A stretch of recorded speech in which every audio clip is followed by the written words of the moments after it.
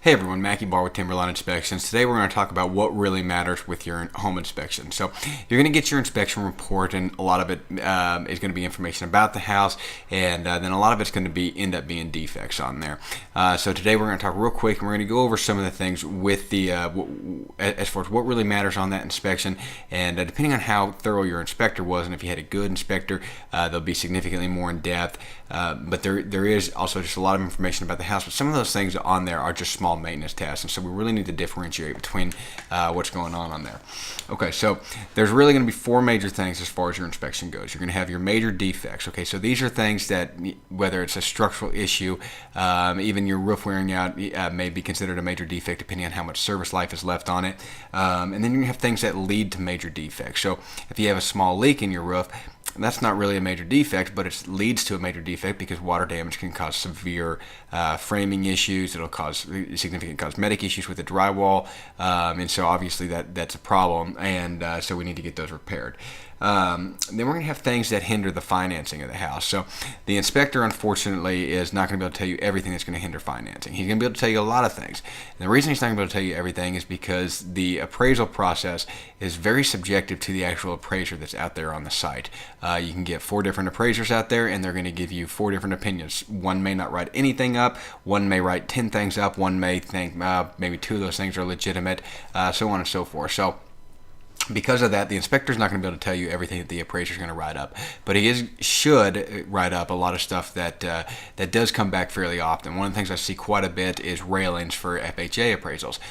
Railings tend to come up a lot on these older houses, 1950s homes, 1960s homes that are missing a railing around the front porch, and if your inspector's fairly thorough and decent, even if it's not according to their licensing practice to make those defective, if they understand the FHA guidelines on there, they'll go ahead and put that in for you. Now, the last thing is going to be safety hazards. So your safety hazards, obviously, that's going to be a broken railing, that potentially could fall off, or a smoke detector a smoke detector that's not working or that's misplaced, whichever have you. Now, those are your 4 major things for your defects. Now you're going to have one final category, which is going to be your end user maintenance items, and so those are just slightly different, but those are going to be what's a large majority of your report typically. Okay, so maintenance items, generally speaking, there's no obligation for the sellers to repair them. You can ask to have things repaired that are on the inspection report. Why you're getting the inspection report. But if the inspector says the gutters need to be cleaned and that's part of your maintenance items on there, it's going to be very difficult to say, well, the gutters didn't get cleaned, so I don't want to buy the house now. Those maintenance items on there, they're not near as significant. Now there should be a way to annotate between them, and there's 2 things that we do on our reports. One of which is we tag every defect in those reports, and when we tag those defects, you have the 3 tags there: warning, danger, and upgrade.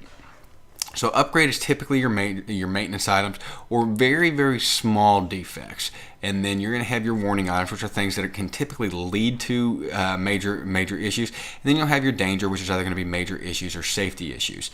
And then depending on how big the safety issue is, they may mark it warning or danger. So the next thing that we do is through our inspection reports. At the beginning of the inspection report, there's a section called the executive summary. And in that executive summary, we're going to place the issues that we think that you should consider asking for, that we consider to be the bigger issues with your house. Not necessarily the most expensive issues to fix, and not necessarily the highest on the priority for maintenance. It's kind of a combination between the 2. So generally speaking, when I see electrical stuff, I like to put it on there, because even though electrical can be a very easy and quick fix, and it may cost $10 to fix a quick GFCI outlet, for example. However, if there's a wiring issue in there and that electrician has to chase down, it may quickly add up to $1,000. So generally speaking, we go ahead and recommend that the sellers take care of those ones, and just for that reason. Okay, so the big thing is to keep things in perspective when you're buying a house. Age of the house comes into play a lot, and the defects will be significantly more typically on a 1920s home than on a 2015 home. So keep things in perspective. No house is perfect. I've never done a house that didn't have a single thing wrong with it. And the reason that is because a lot of things are very subjective to building best practices and what the home inspector actually feels is the correct way to build this certain component. And because of that, the the builders typically only have to bring it up to code, whereas the inspectors and the licensing can go significantly beyond the code. And so because of that, there's some discrepancy there. So when we go out, especially to a new construction home, we typically will find some significant things wrong with it that maybe weren't wrong during the code inspections, or maybe weren't inspected during the code inspections, or maybe, as for one example that I just recently did, where the code inspector was going off of the old code from 2007, and that was his decision to go off of that code. Now, whether he's allowed to do that or not is a completely different argument. But he was going off an old code, and we informed them that that was not the correct way to install that electrical panel. So, slight issue there, and it was about an $800 fix that the builder then had to foot. So the home inspection itself was well and overpaid for. Now, don't kill the deal over small things.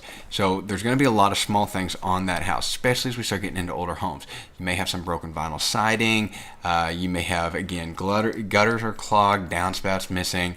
You may have just a lot of little things wrong with that.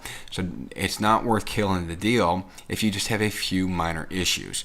Now, the reason to kill a deal is if you have major issues.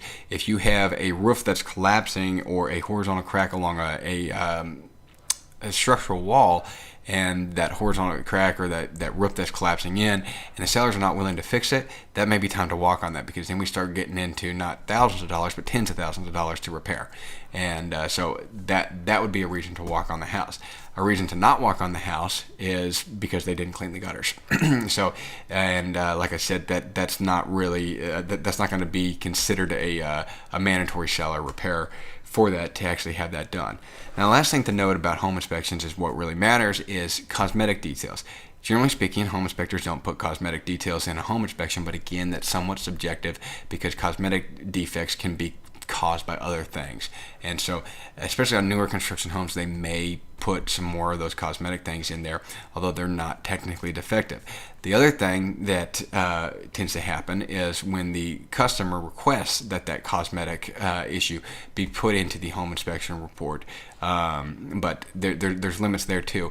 I've had one client tell me that she wanted the walls painted, so she wanted me to put that the walls were an ugly color in the report. Obviously, we cannot do that, and the home inspection is for safety and functionality of the home, not for you to get a new paint job on the inside of the house. And same thing with shag carpet. So because of that, it's just important to note that cosmetic defects should not necessarily be in the report. They will occasionally appear in there for various reasons, but generally speaking, cosmetic stuff doesn't go in the report. So when you see paint chipping up around the top of a doorway or shower or whatever, and you're wondering why the inspector didn't see that, well, chances are the inspector did see that. He just didn't care to write it up because it's simply a cosmetic issue. It was paint chipping just based off the age of the paint, or maybe it wasn't properly primed underneath, but it wasn't actually defective. And the same thing with the slight tears in the drywall. You get some little cracks in the drywall. If they're not structural and it's just normal settlement, he's probably not going to write it up. And they may write them up if they're significant, but it's important to note that difference. So hope that helps. Like I said, we just wanted to go over real quick what actually matters with your home inspection. If you guys have any questions, give us a call, 205-258-9203. Remember, this is Mackie here with Timberline Inspections. Thank you.